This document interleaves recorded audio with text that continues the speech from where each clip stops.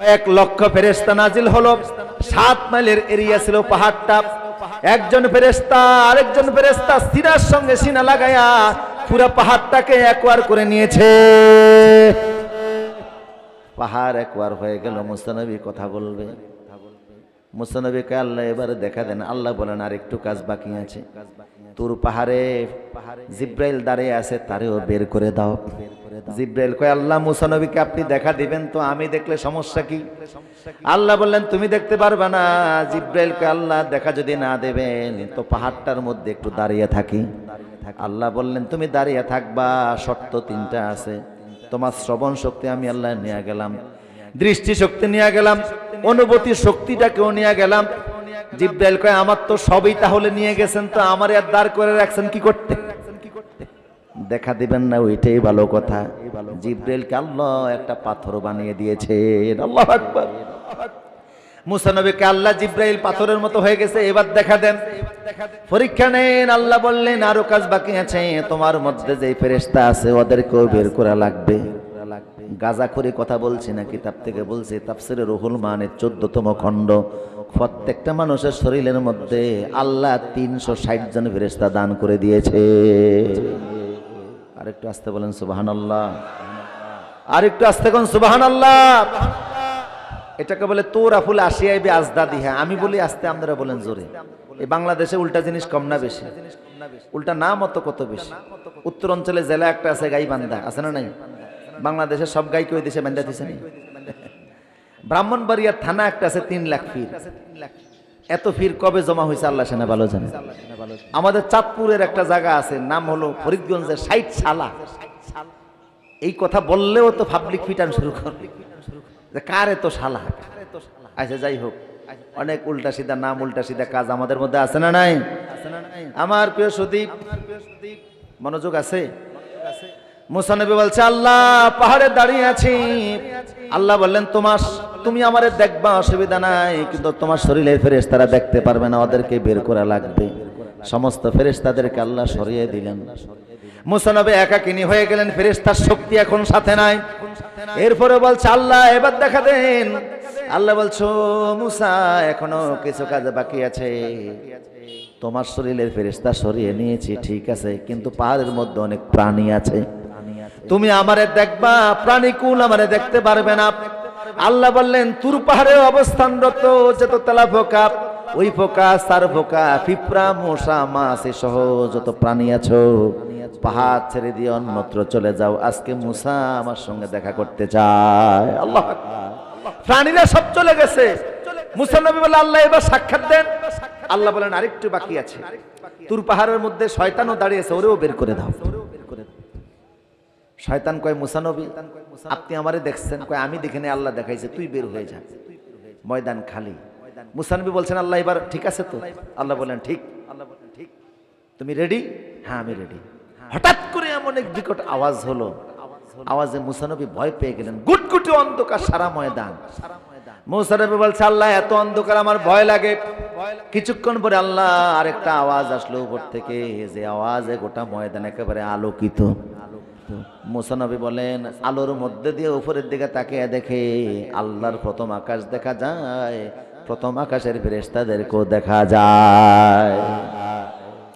ফেরেশতারা বলল ওই যে মুসা দেখো তোর পাহাড়ে। মুসা নবী কয় মালিক আমি আমার আল্লাহকে দেখার জন্য আবেদন করেছি, আল্লাহ আমার আবেদন কবুল করেছে, আমার ভয় লাগতেছে। মালিক বলে মুসা নবী ইতিপূর্বে পৃথিবীর কোন নবী এবং রাসূল আল্লাহকে দেখার আবেদন করেন নাই, সর্বপ্রথম আপনি আবেদন করেছেন, আল্লাহ আবেদন কবুল করেছে। ধৈর্য ধরে দাঁড়িয়ে থাকেন, দেখেন না কি হয়। মুসা নবী বলে এরপরে তাকে দেখি দ্বিতীয় আসমান, তৃতীয় আসমান, চতুর্থ, পঞ্চম, ষষ্ঠ, সপ্তম, তার উপরে দেখি লাজামান, তার উপরে লামাকান, তার উপরে দেখি আল্লাহ পাকের 70,000 নূরের পর্দা। আল্লাহ বললেন মুসা তুমি রেডি আছো? উনি বললেন হ্যাঁ আমি রেডি। আল্লাহ জর্রা পরিমাণ নূর হাত কুদরতি হাতে নিয়ে পাহাড়ের দিকে আল্লাহ ছেড়ে দিলেন। ওলাম্মা জাআ মুসা লিমিকাতিনা ওয়া কাল্লামাহু রাব্বুহু ফালাম্মা তাজাল্লা রাব্বুহু লিল জাবাল জাআলাহু দাক্কা ওয়া খাররা মুসা সাইকা। তুর পাহাড়ে সামান্য জর্রা পরিমাণ নূর নিক্ষেপ করার সঙ্গে সঙ্গে পাহাড়টা 3 টুকরা হয়ে গেছে।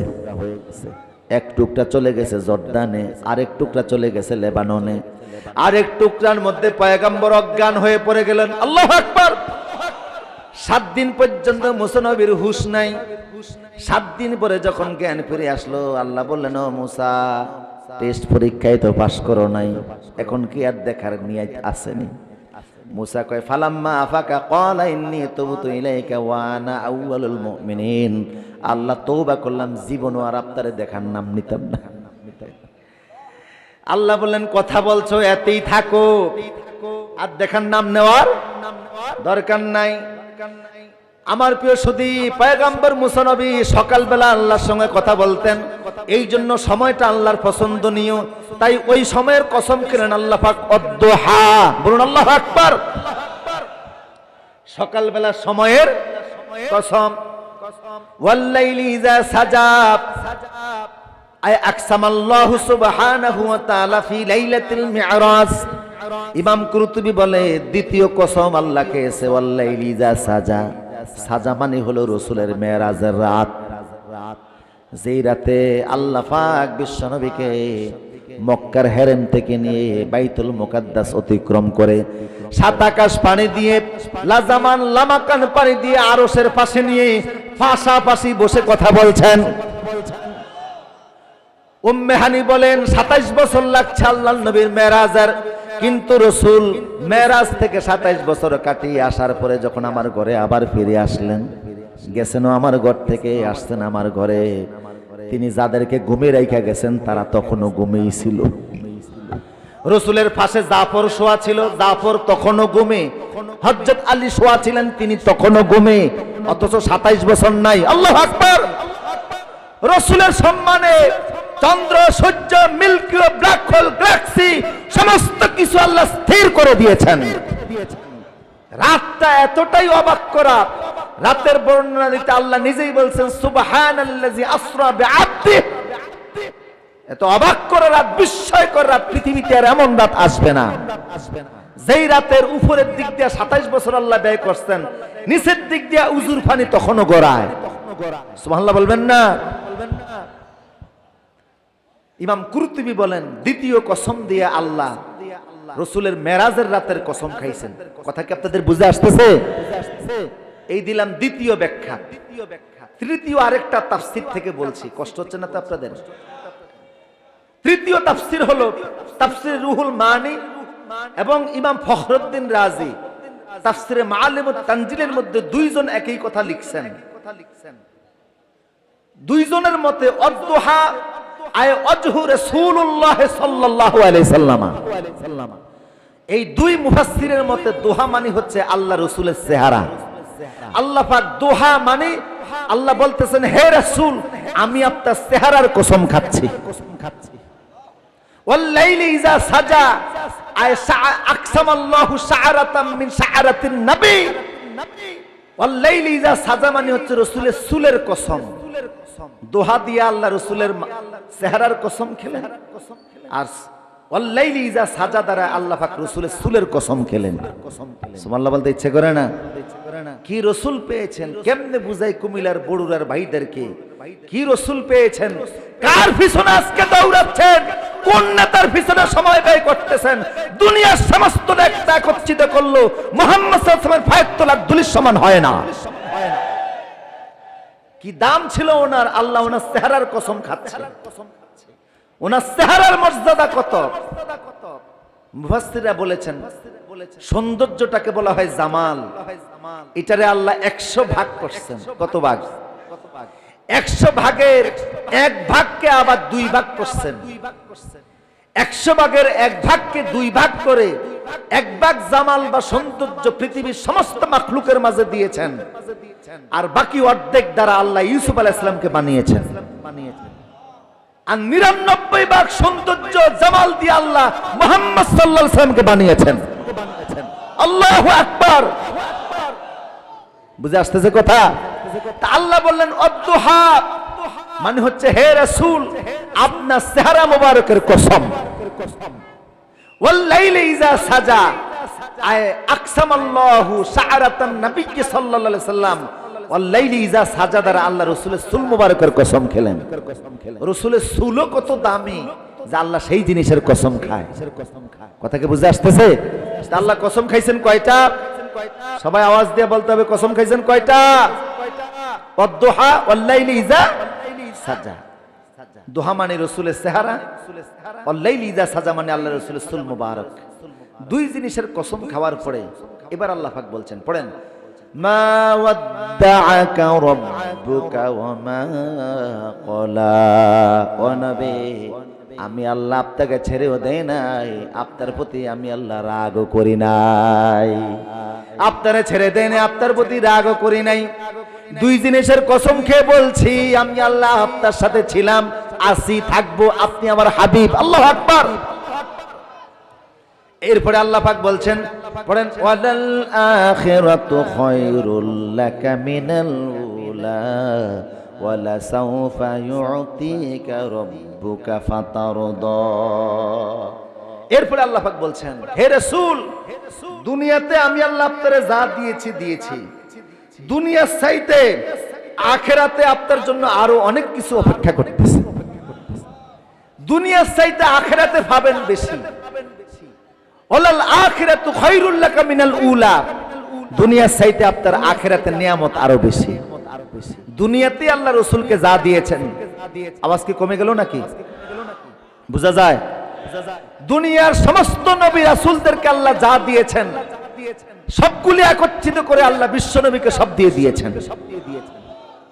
তিনি যেটা চাইতেন আল্লাহ সেটা দিতেন। হাদিস থেকে বলছে কয়েকটা, আমি খুব লম্বা সময় নিব না। জিবরাইল একদিন হাসতে হাসতে নাচতে নাচতে রাসূলের কাছে আসছে। আল্লাহ রাসূল বললেন, জিবরাইল, এত হাসির চেহারা তো কোনোদিন আপনাকে দেখি নাই, এত হাসি কেন আপনার চেহারা? জিবরাইল বলছে, ইয়া রাসূলুল্লাহ, আজকে এমন একটা সুসংবাদ নিয়ে আপনার কাছে আমি এসেছি যে সুসংবাদ দুনিয়ার আর কোন নবী এবং রাসূলকে আমি শোনাই নাই, কোন উম্মতকে আমি শোনাই নাই। এমন একটা সুসংবাদ আমি নিয়ে এসেছি। হুজুর বলেন, জিবরাইল, সেটা কি নিয়ে এসেছো? কয়, শুনলে আপনি নিজেও খুশি হয়ে যাবেন। কোন নবীকে আল্লাহ দেন নাই, কোন রাসূলকে দেন নাই, আপনার জন্য সুসংবাদ। রাসূল বলে, সেটা কি? আল্লাহর পয়গম্বর জিবরাইল, পয়গম্বর আল্লাহ রাসূলকে জিবরাইল বললেন, ইয়া রাসূলুল্লাহ, সেই সুসংবাদটা হলো আপনার উম্মতের ৭০,০০০ লোক বিনা হিসাবে, বিনা কিতাবে, বিনা আযাবে, বিনা শাস্তিতে ডাইরেক্ট আল্লাহর নূরের বেহেশতে প্রবেশ করবে। আর একটু জোরে বলুন। ৭০,০০০ লোক বিনা হিসাবে, বিনা কিতাবে, বিনা আযাবে ডাইরেক্ট বেহেশতের মধ্যে যাবে। খুশি নি আপনারা? সবাই খুশি? কিন্তু আল্লাহ রাসূল খুশি হতে পারেন নাই। আপনি তো খুশি হয়ে গেছেন না বুঝায়। আপনি যেহেতু বুঝেন নাই তাই খুশি হয়ে গেছেন, রাসূল বুঝছেন। কারণ পৃথিবীতে সবচাইতে ইন্টেলেকচুয়াল পাওয়ার, বুদ্ধি আল্লাহর নবীর সবচাইতে বেশি ছিল। আল্লাহু আকবার। বিশ্বনবীর বুদ্ধির চাইতে কারোর জ্ঞান আর এত বেশি ছিল না। হুজুর বলছেন না, আল্লাহ পাক উতিতুল ইলমা মিনাল আউয়ালিনা ওয়াল আখিরিন, কিয়ামত পর্যন্ত যত জ্ঞান আছে সব আল্লাহ আমার মধ্যে দান করে দিয়েছে। হুজুর খুশি হতে পারেন নাই, চেহারা মলিন। জিবরাইল বলল, ইয়া রাসূলুল্লাহ, আপনার চেহারা মলিন কেন? হুজুর বললেন, জিবরাইল, মাত্র ৭০,০০০ আমার উম্মত বিনা হিসাবে জান্নাতে প্রবেশ করবে, অথচ আমার সাহাবীর সংখ্যাই হলো ১.৫ লক্ষ। কিয়ামত পর্যন্ত আরো অনেক অগণিত উম্মত আছে, তাদের অবস্থা কি হবে? মাত্র ৭০,০০০। জিবরাইল কয়, তাহলে প্রস্তাবটাকে নিবেন না?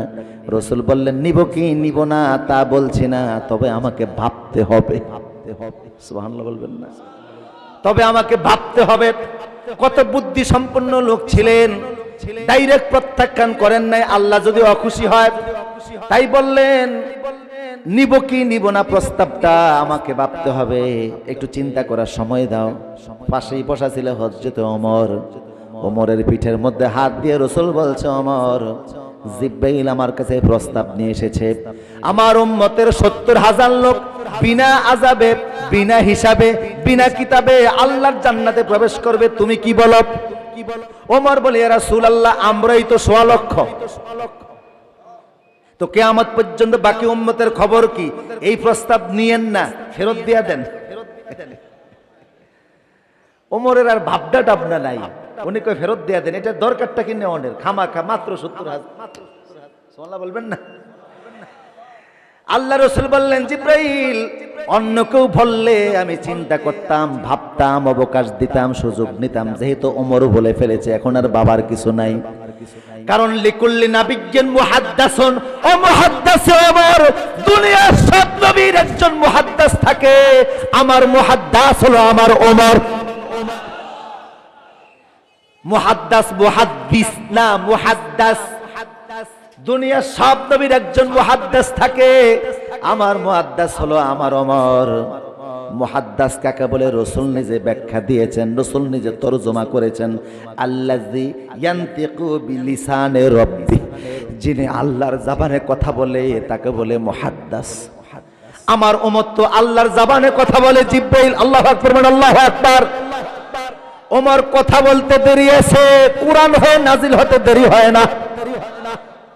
ওমর যেটা বলে সেটাই ওহী হয়ে যায়, ওমর যেটা বলে সেটাই কোরআন হয়ে যায়। ওমর হলো আমার উম্মতের মুহাদ্দিস। শাহ ওয়ালিউল্লাহ মুহাদ্দিসে দেহলভী রহমাতুল্লাহ আলাইহি লিখেছেন, কোরআনের 52টা আয়াত, কোরআনের একটা দুইটা আয়াত নয়, কোরআনের 52টা আয়াত ওমরের ইচ্ছা অনুযায়ী আল্লাহ নাজিল করে দিয়েছে।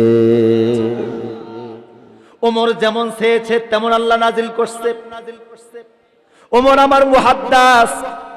ওমর যেহেতু বলেছে বাবার আর কিছু নাই, লাউ কানা নাবিয়্যাম মিন বাদি লাকানা ওমর, আমার পরে কোনো নবীও নাই, কোনো রাসূলও নাই, যদি হতো আল্লাহ ওমরকে বানাতেন। দাও খোদা দাও আমায় আবার ওমর দারাজ দিল, দাও খোদা দাও আমায় আবার ওমর দারাজ দিল, দাও আলীর মতো বীর সেনানী, আলীর মতো বীর সেনানী জাগাতে নিখিল, দাও খোদা দাও আমায় আবার ওমর দারাজ দিল। জোরে বলুন আমিন। তো ওমর হলো আমার উম্মতের মুহাদ্দিস। সে যেটা বলে ওটা কোরআন হয়ে যায়। ইসলামের প্রথম মিছিল করছেন হযরতে ওমর। সুবহানাল্লাহ বলবেন না? প্রথম কি করছেন? ইসলামের মিছিল, এই অংশটা আমি নিজেও পড়াই।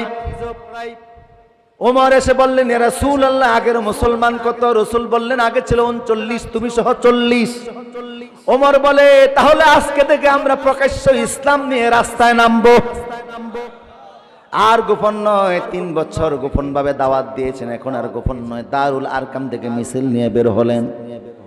মিছিলের 2 কাতারে মিছিল বের হলো, এক কাতারে ওমর, আরেক কাতারে হযরতে হামজা, মাঝখানে বিশ্বনবী। ইসলাম ওপেন হয়েছে, ইসলাম প্রকাশ পাইছে মিছিলের মাধ্যমে। বোঝা গেল কোরআনের জন্য, ইসলামের জন্য এই মিছিলের সুন্নত রাসূলুল্লাহ থেকে এখনো আছে না নাই? যারা বলে ইসলামের রাজনীতি নাই, মিছিল নাই, মিটিং নাই, ইসলামকে শুধু মসজিদের মধ্যে, খানকার মধ্যে, দরগার মধ্যে সীমাবদ্ধ রাখতে চায়, এরা ইসলামের দুশমন ছাড়া আর কিছু না। ইসলাম মক্কায় প্রকাশ পাইছে মিছিলের মাধ্যমে। বোঝা গেল কিয়ামত পর্যন্ত কোরআনের পক্ষে মিছিল করা নবীর সুন্নাত। কথা বলেন ঠিক কি না?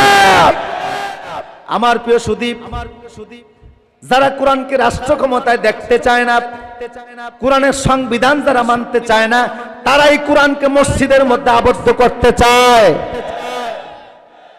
হযরত ওমর মিছিল দিলেন, বাইতুল্লাহ দিকে রওনা দিলেন। এমন জোরে তাকবীর দিলেন, মক্কার এমন কোন ঘর নাই যে ঘরে তাকবীরের আওয়াজ পৌঁছে নাই। মক্কার কাফেরেরা সব নেমে আসলো। যেই দেখছো ওমর বিড়ালের মতো পালে আবার ঘরে চলে গেছে। 7 চক্কর দিয়ে রাসূলুল্লাহর ইমামতিতে নামাজ আদায় করলেন। আজকে থেকে ইসলাম প্রকাশ্য হয়ে গেল। 3 বছর পরে নবুয়াতের। রাসূল বললেন, জিব্রাইল, ওমর আমার মুহাদ্দিস, ওমর মিছিল করেছে ইসলামের জন্য প্রথম। সে যেহেতু বলেছে আমি এই প্রস্তাব দিব না, ফেরত দিয়ে দিলাম। জিব্রাইল প্রস্তাব দিয়ে চলে গেছে। কিছুক্ষণ পরে আবার জিব্রাইল চলে আসছে, এসে বলে, ইয়া রাসূলুল্লাহ, আপনি ফেরত দিয়েছেন, আল্লাহ ফেরত নেয় না। আপনি কি চান আল্লাহ সেটাই চায়। আল্লাহ আপনার ইচ্ছা দেখতে চাই, ইচ্ছা ইচ্ছা ইচ্ছা। বড়ুরার ভাইদেরকে কেমনে রাসূল বুঝাই? আল্লাহ রাসূলের ইচ্ছা দেখতে চায়। এই রসুলকে বাদ দিয়ে কার পিছনে আমরা দৌড়াচ্ছি? লেনিন, হ্যাগেন, Mao Zedong, Karl Marx, George Washington, George Bush তাম বিশ্বের সব নেতাদেরকে একত্রিত করলো, আল্লাহর নবীর একটা সুন্নতের বরাবর আদর্শ দেখাতে পারবে না। কার পিছনে আমরা দৌড়াচ্ছি? আল্লাহ কিন্তু রসুলের মডেল ছাড়া কিছু চিনেন না, কবরও কিন্তু চিনে না। জিবরাইল বললেন আল্লাহ আপনার ইচ্ছা দেখতে চায়, আপনার ইরাদা দেখতে চায়। রসুল যেটা চাইতেন আল্লাহ সেটাই চাইতো, কারণ রসুল তো হাবিব। রসুল ইব্রাহিম ছিলেন খালিল। খলিল মানে হলো যার ভালোবাসা আল্লাহ সব ওনার কাছ থেকে নিয়ে নিয়েছে। ওনার বৃদ্ধকালে 80 বছর বয়সে একটা সন্তান তিনি পেয়েছেন। ছেলেটার বয়স যখন হলো 6.5 বছর, আল্লাহ ওই ছেলেটাকেও নিয়ে নিয়েছেন। আর হাবিব মানে হলো যার ভালোবাসা আল্লাহ সব দিয়ে দিয়েছেন। আল্লাহু আকবার। তাই প্রমাণ দেখুন, একটা প্রমাণ দিচ্ছি কোরআন থেকে। রাসূলুল্লাহ মদিনায় যাওয়ার পরে 16 থেকে 17 মাস বাইতুল মুকাদ্দাসের দিকে দাঁড়িয়ে নামাজ পড়তেছেন, কিন্তু রসুলের ইচ্ছা হলো বাইতুল মুকাদ্দাস না কিবলাটা যেন চেঞ্জ হয়ে যায়। আল্লাহ কোরআনের আয়াত নাযিল করলেন, কদ নারা তাকাল্লুবা ওয়াজহিকা ফিস সামাই ফালানুওয়াল্লিয়ান্নাকা কিবলাতান তারদাহা। ও নবী, কদ নারা তাকাল্লুবা, উলামায়ে কেরাম ভালো বুঝবেন আমার তরজমা যেটা আমি করতেছি। হে রাসূল, পৃথিবীতে আপনি যখন জমিনে হাঁটেন তো নিচের দিকে নজর দিলে পৃথিবীবাসী আপনাকে দেখে, আর উপরের দিকে যখন তাকান তখন আমি আল্লাহ নিজে আপনাকে দেখি। কদ্দারা তাকাল্লুবা ওয়াজহিকা, উপরের দিকে তাকালে আমি আল্লাহ আপনাকে দেখি। আপনি কিবলা পরিবর্তন করতে চান, তাই না? তো আমি আল্লাহ বলছি ফাওয়াল্লি ওয়াজহাকা ফালানুওয়াল্লিয়ান্নাকা কিবলাতান তারদাহা। আপনি কিবলা চেঞ্জ করতে চান, তা আমি আল্লাহ বলছি আপনি যেদিকে ঘুরবেন ওইটাই কিবলা। আমি আল্লাহ আপনার ইচ্ছা দেখতে চাই, ইচ্ছা আপনি কি চান সেটা আমি আল্লাহ চাই। আমি আল্লাহ আপনার যেদিকে চেহারা ঘুরাবেন ওইটাই কিবলা। এরপর আল্লাহ বলছেন তবে আপনার হৃদয়ের মধ্যে মনের মাঝে আমি আল্লাহ ঘুরা দেখছি, যে কোনো দিককে আপনি কিবলা চান না, বাইতুল্লাহটা কিবলা হোক ওইটাই আপনি চান। তো আমি বলছি ফাওয়াল্লি ওয়াজহাকা শাতরুল মসজিদুল হারাম, আপনি এখনই বাইতুল্লাহর দিকে ঘুরুন, এটাই কিয়ামত পর্যন্ত কিবলা। আল্লাহ রাসূলের কি দেখতে চান? ইচ্ছা, ইচ্ছা দেখতে চান। রাসূল যেটা চায় আল্লাহ সেটাই চান। কষ্ট হচ্ছে আপনাদের? আরেকটা দলিল দিচ্ছি এই মর্মে। আমার প্রিয় সুধী, হুজুরের ইন্তেকালের আগে জিবরাইল সাক্ষাৎ করছে। জিবরাইল বলছে, ইয়া রাসূলুল্লাহ, তো উম্মতের জন্য এত কাঁদতেছেন, এত পেরেশান, এত অস্থির, আল্লাহ আমাকে সুসংবাদ দিয়ে পাঠিয়েছে আপনার উম্মত মরণের 1 বছর আগে যদি গুনাহ থেকে তওবা করে জীবনের যাবতীয় পাপ আল্লাহ মাফ করে দিবেন। হুজুর কয়, জিবরাইল এই সুসংবাদ তো কেমন জানি লাগতেছে আমার কাছে, মৃত্যুর 1 বছর আগে তওবা করলে মাফ হবে, তো তারপরে যদি গুনাহ করে? তা আল্লাহ বললেন অসুবিধা নাই, কমিয়ে দিলাম সময়। মরণের 1 মাস আগে যদি উম্মত তওবা করে আমি আল্লাহ মাফ করে দিব। রাসূল কয়, আল্লাহ 1 মাস আগে তওবা কবুল করবেন, এরপরে যদি অপরাধ করে ফেলে? আল্লাহ বললেন ঠিক আছে, মরণের 1 সপ্তাহ আগেও যদি তওবা করে জীবনের সকল পাপ আমি আল্লাহ মাফ করে দিব। রাসূল বলে, আল্লাহ 1 সপ্তাহ আগে, এটাও অনেক সময়। আল্লাহ বললেন মৃত্যুর 1 দিন আগেও যদি তওবা করে আমি আল্লাহ মাফ করব। রাসূল বলে, আল্লাহ 1 দিন আগে, এটাও তো অনেক সময়। আল্লাহ বললেন ঠিক আছে, ইয়াকবালুল্লাহু তাওবাতাল আবদি মা লাম ইউগারগির, আপনার উম্মতের মৃত্যুর গড়গড়ার আগেও যদি তওবা করে আমি আল্লাহ জীবনের যাবতীয় সব পাপ মাফ করে দিব। হাত উঠে যদি পড়ে, রব্বানা যালামনা আনফুসানা ওয়া ইল্লাম তাগফির লানা ওয়া তারহামনা লানাকুনান্না মিনাল খাসিরিন। আল্লাহ রাসূল বলে, আল্লাহ হাত যদি উঠাইতে না পারে, কত মানুষ মৃত্যুর আগে অসুস্থ হয়ে যায়, অবশ হয়ে যায়, প্যারালাইজড হয়ে যায়। আল্লাহ বলেন, ও নবী হাত উঠাতে হবে না, জবান দ্বারা যদি তওবা করে আমি আল্লাহ সেই তওবা কবুল করে নেব। রাসূল বলে, আল্লাহ যদি জবান দিয়ে বলতে না পারে, কারণ মৃত্যুর আগে কত মানুষ আছে জবান বন্ধ হয়ে যায়, ঠিক কিনা বলেন? আমার উম্মতের মধ্যে বোবাও তো আছে। আল্লাহ রসুল বললেন আমার উম্মতের মধ্যে বোবা আছে, যদি মুখ দিয়ে বলতে না পারে, আল্লাহ বলেন অসুবিধা নাই, মুখ দিয়ে বলা লাগবে না, আঙ্গুল উঠাইয়া যদি অন্তর থেকে তওবা করে ক্ষমা চায়, আমি আল্লাহ সব মাফ করে দিব। তাইলে আল্লাহ পাক রসুল যেটা চাইছে সেটাই দিয়েছেন, ঠিক কিনা বলেন?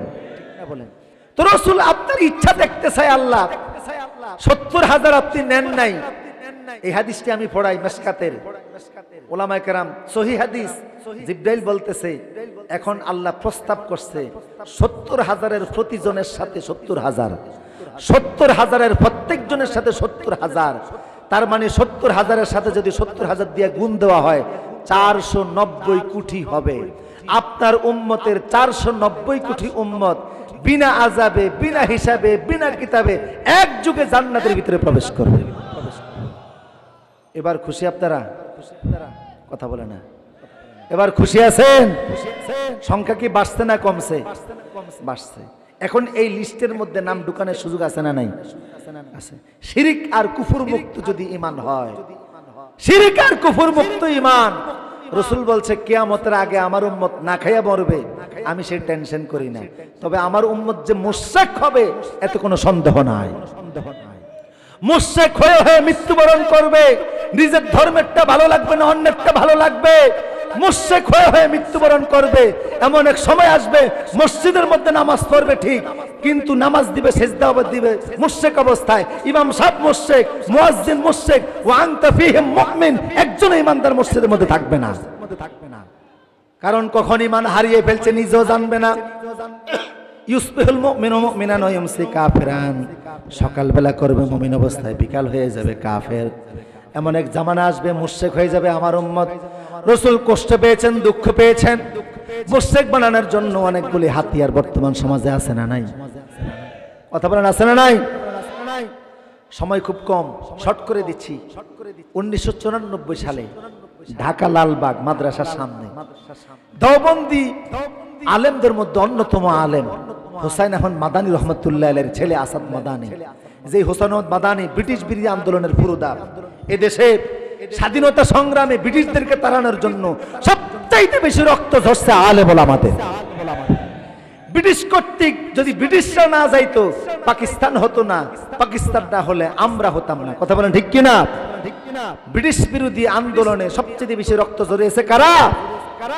5 লক্ষ আলেমকে তারা হত্যা করেছে। ব্রিটিশরা 18 লক্ষ মাদ্রাসা বন্ধ করছে, 18 লক্ষ মাদ্রাসা বন্ধ করছে তারা।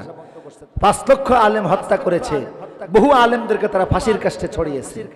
প্রিয় সুধী, হোসেন মাদানীর ছেলে আসাদ মাদানী 1994 সালে লালবাগ মাদ্রাসায় দেওবন্দি ছাত্রদের ফাগরির একটা অনুষ্ঠান করলেন, ফারেগান দাওরায়ে হাদিসের ছাত্রদেরকে।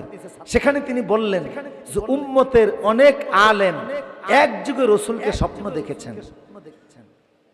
একজন দুইজন নয়, অনেক আলেম রাসূলকে এক যুগে স্বপ্ন দেখেছেন। আল্লাহ রাসূল হাতিমে কাবার মধ্যে, কাবা শরীফের এটা অংশ, কাবার উত্তর দিকের হাতিমে কাবা, যেখানকার 7 হাত জায়গা কাবার নিজের জায়গা, ওই জায়গার ভিতরে দাঁড়িয়ে যদি কেউ নামাজ পড়ে কাবার ভিতরেই নামাজ পড়ার সওয়াব তারা পাবে। কুরাইশরা অর্থের অভাবে ওই জায়গাটা ছেড়ে দিয়ে কাবা নির্মাণ করছিল, আজও ওই জায়গাটাই সেভাবেই আছে। এটা কাবার নিজস্ব জায়গা, 7 হাত জায়গা। এখানে শুয়ে আল্লাহ রাসূল সিজদারত অবস্থায় কাঁদতেছেন। উলামায়ে কেরাম রাসূলকে স্বপ্ন দেখলেন। সমস্ত উলামায়ে কেরাম এক যুগে রাসূলকে স্বপ্নে জিজ্ঞেস করলেন, হে রাসূল আপনি কেন কাঁদছেন, কি হয়েছে আপনার? লেমা তাবকি। রাসূল বললেন আমি বাংলাদেশি সহজ সরল মুসলমানদের জন্য কাঁদতেছি। কথাটি আমার না, অনেক আলেম এই কথার সাক্ষী। 94 সালের কথা, মনোযোগ আছে না আপনাদের? উম্মতের আলেমরা রাসূলকে স্বপ্ন দেখছে, আর রাসূল বলছেন লাম ইয়াবকা মিনান নবুওয়াতি ইল্লাল মুবাশশিরাত, ক্বালু আমাল মুবাশশিরাত, ক্বালা আররুয়াতুস সালিহাত। কিয়ামত যত ঘনাতে থাকবে উম্মতের নেককার লোকেরা তত স্বপ্ন দেখতে থাকবে। স্বপ্নের মাধ্যমে আল্লাহ তাদেরকে সিদ্ধান্ত নেওয়ার মতো ক্ষমতা দান করবেন। কথা কি বুঝতেছেন? নেককার লোকেরা স্বপ্ন দেখবে বেশি, এটা সত্য স্বপ্ন। আনারা জিজ্ঞেস করলে হে রাসূল কি হয়েছে আপনার, কেন আপনি কাঁদছেন? হুজুর বললেন আমি কাঁদতেছি বাংলাদেশে সহজ সরল মুসলমানদের জন্য। ওনারা জিজ্ঞেস করলেন সেটার কি হয়েছে। রসুল বললেন, আমার বাংলাদেশে মুসলমানরা বড় সহজ সরল, তবে এদের ইমানকে ধ্বংস করার জন্য নানামুখী ফিতনা কাজ করতেছে। এই ফিতনার মোকাবেলায় ইমানকে টিকিয়ে রাখা বড় কষ্ট হচ্ছে তাদের জন্য। তাদের ব্যথায়, তাদের দুঃখে আমি কাঁদতেছি। আল্লাহু আকবার। উম্মতের এই দেশের মুসলমানরা ফিতনায় ধ্বংস হবে, ফিতনায় ঈমান হারা হবে, ফিতনায় বেঈমান হবে। তাই দেখুন, এই দেশের ভিতরে যত ফিতনা, একটা ফিতনাও এই দেশে তৈরি হয় নাই, সমস্ত ফিতনা তো কি বাহিরের দেশ থেকে আসা। কথা বলেন ঠিক কি না? 1428 বছর ইতিহাস বলে বাংলাদেশে একটাও বড় বড় ফিতনা তৈরি হয় নাই, সমস্ত ফিতনার বাহিরের থেকে আসা। মনে করেন এই দেশে কাদিয়ানি ফিতনা আছে না নাই? এটা ভারত থেকে আসছে। ভারতের পাঞ্জাবের গুরুদাসপুর এলাকায় মির্জা গোলাম আহমদ কাদিয়ানির জন্ম। সেই জন্ম নিছে ভারতে, ফিতনা চলতেছে বাংলাদেশে। কথা বলেন ঠিক কি না? মুসলমানদেরকে বেঈমান, মুশরিক, খতমে নবুয়ত নিয়ে টানাটানি করতেছে কাদিয়ানিরা। মুসলমান হাসরের ময়দানে মুহাম্মদ সাল্লাল্লাহু আলাইহি ওয়াসাল্লামকে মুখ দেখাতে পারবে না যদি কাদিয়ানি ফিতনার বিরুদ্ধে রুখে দাঁড়াও। রুখে যদি না দাঁড়াও, রাসূলুল্লাহর সামনে চেহারা দেখাতে পারবে না। কাদিয়ানিরা কাফের, তাদেরকে যারা সমর্থন করবে তারাও কাফের। কথা বলো ঠিক কি না? আমরা দাবি জানাই রাষ্ট্রীয়ভাবে কাদিয়ানিদেরকে নন মুসলিম মাইনরিটি হিসাবে, কাফের হিসাবে ঘোষণা করতে হবে। এই দাবি আদায়ের জন্য যদি রক্ত দেওয়া লাগে, জীবন দেওয়া লাগে, খতম নবুয়ত রক্ষার্থে জীবন দিতে রাজি আছে না নাই? কার রাজি তো হাত তুলে দেখাও। আল্লাহ কবুল করুন, বলুন আমিন। আমার প্রিয় সুদীপ, এটা বড় মারাত্মক ফিতনা। আরেকটা হলো সাদিয়ানি ফিতনা।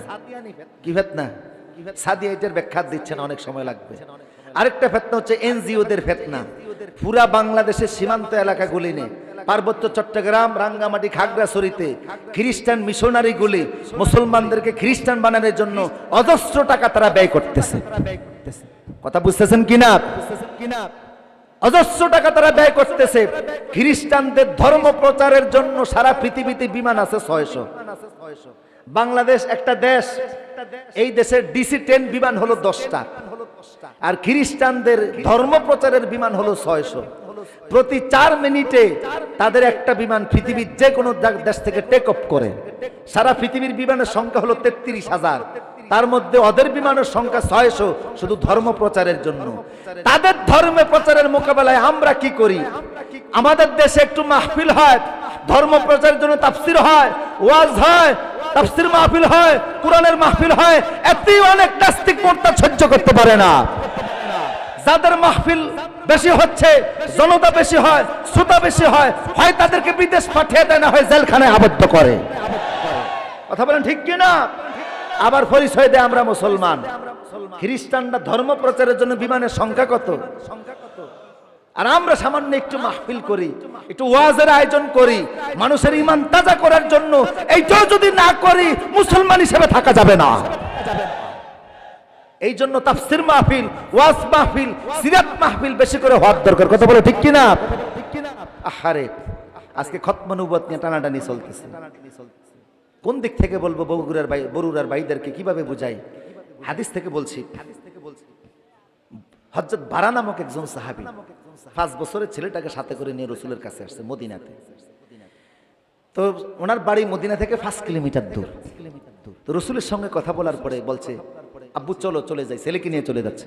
ছেলে বলতেছে, বাবা তোমার সাথে আমার কথা শেষ, রাসূলুল্লাহর সাথে আমার কথা আছে। ছেলের বয়স কত? আল্লাহ নবীর কাছে দৌড় দিয়ে গেল। হুজুরের কাছে যে কানে কানে কথা বলে, রাসূল তারে কোলে তুলে নিলেন বাচ্চাটাকে। কানে কানে যেন কি বলছে, রাসূলও নিজে কাউকে বলেন নাই, বাচ্চাটাও কাউরে বলে নাই। ছেলে চলে গেছে, ওই যে রাসূলের কানে কথা বলছে সে আশেক রাসূল হয়ে গেছে। জিলাফির আশেক না, মিত্তির আশেক না, সত্যিকারের আশেক যারা আল্লাহ রাসূলের জন্য জীবন দেয়। চলে গেল এলাকাতে। কিছুদিন পরে রাসূলের কাছে খবর আসলো, হে রাসূল, আপনার 5 বছরের আশেক রাসূল অসুস্থ, মনে হয় আর বাঁচবে না, কঠিন রোগে আক্রান্ত। হুজুর বলেন আমি নিজে যাব তারে দেখার জন্য। 5 কিলোমিটার পথ অতিক্রম করে তার বাড়িতে রাসূল চলে গেলেন। মাথার মধ্যে হাত দিলেন, দোয়া করলেন, ইজহাবিল বাস রব্বিন নাস ইশফি আনতা শাফি লা শিফা ইল্লা শিফাউক লা ইউগাদিরু সাকামা। দোয়া করার পরে রাসূল বললেন, সাহাবীরে আমি নমুনায় বুঝতেছি তোমার ছেলে মনে হয় আর বাঁচবে না। তোমার ছেলে মনে হয় মারা যাবে, তোমার ছেলে যদি মারা যায় আমার সংবাদ দিও, আমি রসুল নিজে এসে আমার এই ছোট্ট সাহাবী জানাজাটা পড়ব। আল্লাহ রসুল মদিনাতে আসলেন, ছেলেটা রাত্রিবেলা মারা গেল, কিন্তু ছেলের বাবা রসুলকে সংবাদ দেন নাই, খবরও জানান নাই, মারা যে গেছে সেই সংবাদটাও দেন নাই। এক সপ্তাহ পরে রসুল সংবাদ পাইলেন ছোট্ট ছেলেটা মারা গেছে। তো তার কবরের মধ্যে রসুল জানাজা পড়ার জন্য মদিনা থেকে আসছেন। কবরের পাশে দাঁড়ায়া জানাজা পড়লেন। ছেলের বাবারে দমক দিয়ে জিজ্ঞেস করলেন, তুমি কেন আমারে সংবাদ দেও নাই? তোমার ছেলেটা যে মারা গেছে, আমি না বলছিলাম সে মারা গেলে আমারে খবর দিবা, আমি এসে নিজে তার জানাজা পড়ব। ছেলের বাবা চোখের পানি ছেড়ে দিয়ে বলছে, ইয়া রাসূলুল্লাহ, আমার ছেলেটার বয়স 5 বছর হলেও ছেলেটার বুঝ শক্তি অনেক ভালো ছিল, ছেলেটার জ্ঞান অনেক ভালো ছিল, মেধা ছিল। ছেলেটা মরণের আগে আমার হাত ধরে করজোরে বলতেছে, বাবা তোমার কাছে একটা অনুরোধ, আমি মারা গেলে রসুলকে সংবাদ দিবা না? কেন সংবাদ দিব না? আমি রসুলের প্রেমিক, আমার মৃত্যুর সংবাদ শুনলে রসুল মদিনায় থাকতে পারবে না, আমাকে দেখার জন্য চলে আসবে। রাত্রিবেলা মারা গেলে সংবাদ দিবা না, দিনে মারা গেলে সংবাদ দিবা। কেন রাত্রিবেলা মারা গেলে সংবাদ দিব না? কারণ মদিনা থেকে এই জায়গা পর্যন্ত আসতে প্রায় 5 কিলোমিটার রাস্তা। রাত্রিবেলা যদি রসুল এই পর্যন্ত আসে, পাহাড়ি এলাকা, কণ্টকাকীর্ণ এলাকা, আমার জানাজা পড়তে এসে রসুল রাত্রিবেলা আসবে, আর কোন দুশ্মন রসুল যদি সেই সুযোগে রসুলের উপর আক্রমণ করে, আমার জানাজা পড়তে এসে হাবিবে কিবরিয়া নবীর গায়ের মধ্যে আঘাত পড়বে, রসুল আহত হবেন, শাস্তি পাবেন, কষ্ট পাবেন, এটা আমি সহ্য করতে পারবো না, আমি সইতে পারবো না রে বাবা। কবরে আমি আল্লাহকে মুখ দেখাতে পারবো না, হাসরে আমি মুখ দেখাতে পারবো না। আমার জানাজা বড় কথা নয়, রসুলের শরীরের সেফ থাকা এটা বড় কথা। রসুলকে সংবাদ দিও না, রাতে মারা গেলে, দিনে মারা গেলে দিও, দিনে আসলে দিনে যাবে, অসুবিধা নাই। ছোট্ট ছেলেটা, 5 বছরের ছেলেটা হাতে ধরে আমার কাছে ক্ষমা চেয়ে বলছে, সেই জন্য রসুল আপনারে আমি সংবাদ দেই নাই। একটা 5 বছরের ছেলে আল্লাহর নবীর খতমে নবুয়তের মর্যাদা বুঝলো, 17 কোটি মুসলমান এখনো বুঝলাম না, কিয়ামতে মুখ দেখাতে পারবে না। এই জন্য দাবি তুলতে হবে, কাদিয়ানি কাফের, কাদিয়ানি কাফের। এই কাফেরদেরকে রাষ্ট্রীয়ভাবেও ঘোষণা করা লাগবে।